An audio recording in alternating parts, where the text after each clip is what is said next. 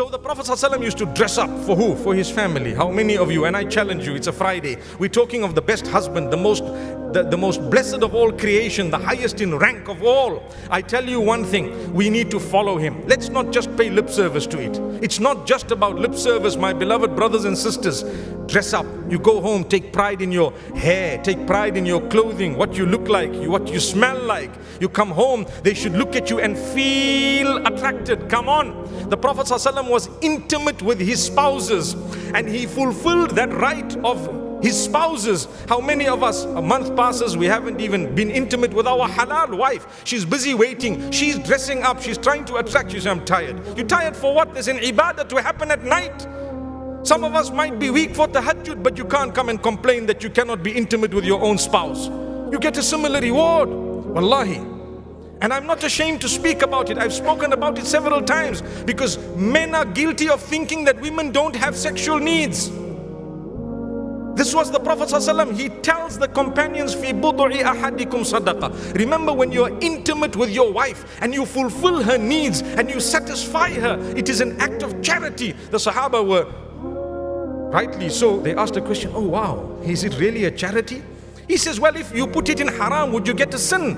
So they said, "Yes, we would get a sin." "Well, if you put it in halal, in a proper way, and you're conscious of the fulfilling of the rights, you definitely get a reward." That's the messenger, that's the husband. So when you get home and you are intimate with your spouse, remember, even during the menstrual cycle, the Prophet ﷺ used to do everything besides intercourse with his own spouse. Subhanallah. And we cannot get into further details, but the Prophet ﷺ has explained this to a certain extent. We stop at that extent. He says everything besides the act itself, because you and I know that is prohibited during the menstrual cycle, but you can still do a lot. Subhanallah. You can still do a lot. Many people, "Oh, so you're on your cycle, all right, see you after a week."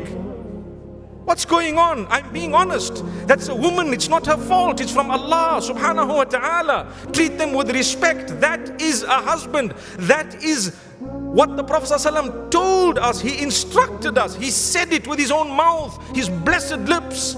And we sit here saying, "I'm a good Muslim," sallallahu alayhi wasallam. When you hear Muhammad sallallahu alayhi wasallam, everyone should be saying sallallahu alayhi wasallam, but that's not the only right. We say it loudly, but our lives are far away from the same sallallahu alayhi wasallam. How? Do you think that's the only right that the Prophet ﷺ has? Is that when you say his name, you must say sallallahu alayhi wasallam? That is extremely important. Yes, it is blessed. Yes, it is a must. Yes, you must not miss it. But that's only a part of it.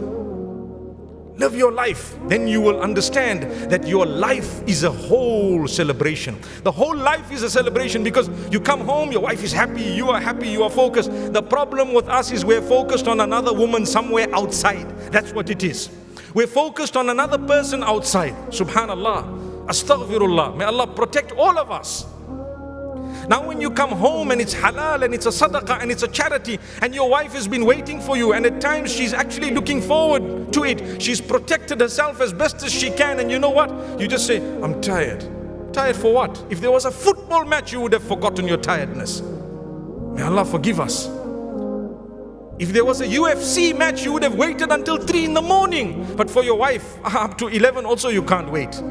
Learn my brothers and sisters. Learn the true sunnah of the Prophet ﷺ. He was very open in his advice. We do not speak about it from the pulpit, and that's why I really salute those who came up with such a beautiful topic. The Prophet ﷺ taught us that if you don't have anything constructive to do after Salat al-Isha, go to bed. Why? Wife is waiting for you. The problem with us, we'll go to bed but still be on WhatsApp until 2 in the morning, right?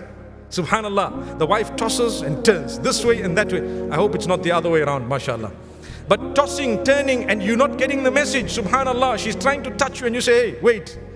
But where is the Islam in you? Your Islam should make you think, why am I taught to come to bed here? For what? I'm supposed to go to bed because I have a spouse. Why did you get married if you don't want to spend the nights with your wife? For what? Sit with her, talk to her, play with her, be intimate with her, fulfill her rights, satisfy her, go to bed, get up for Salatul Fajr or Tahajjud, and don't be ashamed to have a shower. Even if the whole house knows what happened at night, so what? It was halal. It's a reality. It's an honor. It's an honor. for someone to shower early in the morning, and they are thinking to themselves, I wonder what the whole home is going to think, but anyway, I followed Islam, this was Islam. Not ashamed, your children will grow up doing the same thing. But some of us are so ashamed. We say, hey, it's Fajr, but I don't know. Allah opened your eyes for you, but I'm going to go for a shower. Don't worry, Allah will forgive me. I'll just make it at 8 o'clock. What? May Allah forgive us, truly. Imagine I'm talking about it from a pulpit on the day of Jumu'ah, because we are proud to acknowledge that is Islam. Allahu Akbar, it's my religion and yours. It's my religion and yours, subhanallah. Let's go further. The Prophet ﷺ, at times he had his spouse comb his hair and so on. He played with their hair as well. So much of this romance and intimacy that is described for us, it's actually sad how far we've become. The only sunnah that the men actually talk about, or a lot of them talk about, is don't pretend like you don't know, guys. Subhanallah. Second wife, it's a sunnah. Wow. Second is a sunnah. What sunnah? Start off with these things. Correct, it is. I'm not denying it, but I'm saying you haven't even lived as a husband yet, and you want to start being a husband for more. You've messed up one's life, you're going to mess up all the others' lives. May Allah subhanahu wa ta'ala grant us a deep understanding.